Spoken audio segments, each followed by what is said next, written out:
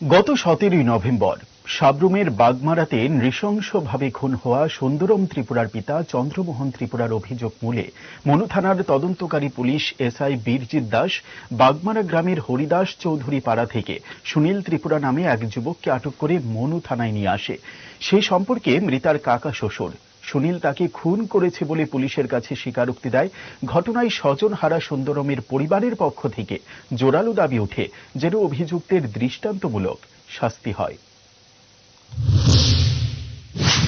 গত রবিবার রাত আনুমানিক 7টা নাগাদ সাব্রুম মহকুমার রূপাইছড়ি ব্লকের অন্তর্গত বাগমারা হরিদাস চৌধুরী পাড়া এলাকায় সুন্দরম ত্রিপুরার মৃতদেহ উদ্ধারের ঘটনা ঘিরে চাঞ্চল্য ছড়িয়ে পড়ে গোটা সাব্রুম মহকুমা এলাকা জুড়ে।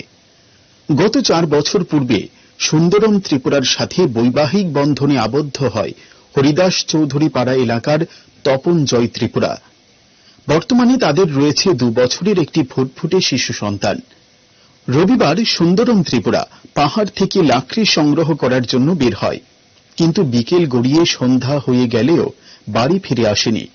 অবশেষে তার বাড়ির লোকজন সুন্দরমকে খুঁজতে বেরোয় এবং বাড়ি থেকে 8 কিলোমিটার দূরে এক জমির ক্ষেতে পাহাড় থেকে প্রায় 100 মিটার নিচে সুন্দরমের দেহ খুঁজে পায়।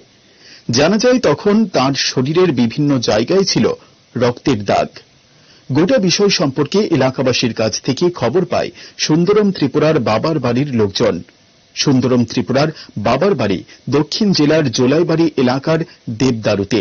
ঘটনার খবর পেয়ে সুন্দরমের বাবার বাড়ির লোকজন দেবদারু আউটপোস্টে যোগাযোগ করলে দেবদারু আউটপোস্টের পুলিশ সাব্রুমের মনু থানাকে গোটা বিষয় সম্বন্ধে জানায়। মনু থানার পুলিশ তৎক্ষণাৎ বিশাল পুলিশ বাহিনী নিয়ে এবং সাব্রুম মহকুমা পুলিশ আধিকারিক নিত্যানন্দ সরকার সহ ঘটনাস্থলে পৌঁছায়। ভোর রাত আনুমানিক 4টা নাগাদ মৃতদেহ সাব্রুম মহকুমা হাসপাতালের মর্গে নিয়ে আসা হয়। জানা যায় সুন্দরম ত্রিপুরার ডান দিকের কপালে 3টি ভারী আঘাতের চিহ্ন রয়েছে। গাল এবং বুকে ছিল নখের আঁচড়। গোটা ঘটনা পরিলক্ষিত করে মহকুমা পুলিশ আধিকারিক নিত্যানন্দ সরকার একটি স্পেশাল দল গঠন করে গোটা ঘটনার তদন্তে নামেন।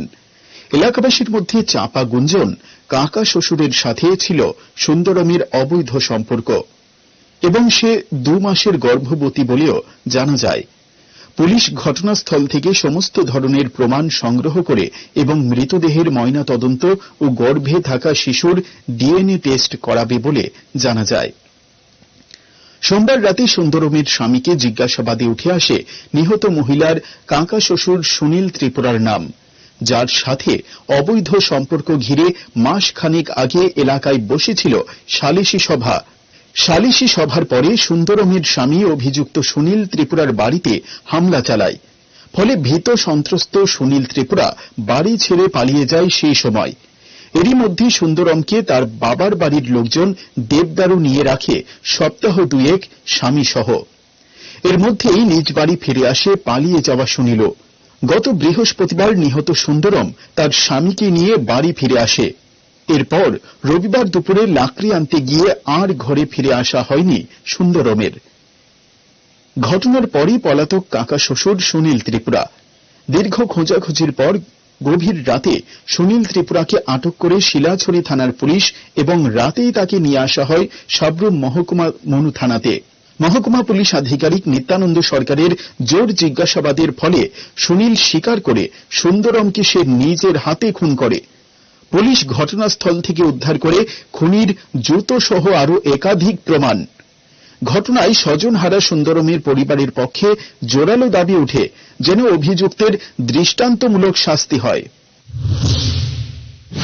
আমরা যখন কালকে শুনেছি, আমি তো বাইরে কেমন আমি যখন বাইরে কালকে আমার বোন ফোন করছিল বাড়িতে, আর একটা বোন এটা ফোন করছে 7:30টার সময়। বলে আমার ফোন করছে, দাদা দিদি বলে এমন সে মার্ডার হয়েছে। বলে কিভাবে মার্ডার হয়েছে তোমাকে বলেছে, জানিয়েছে কিছু?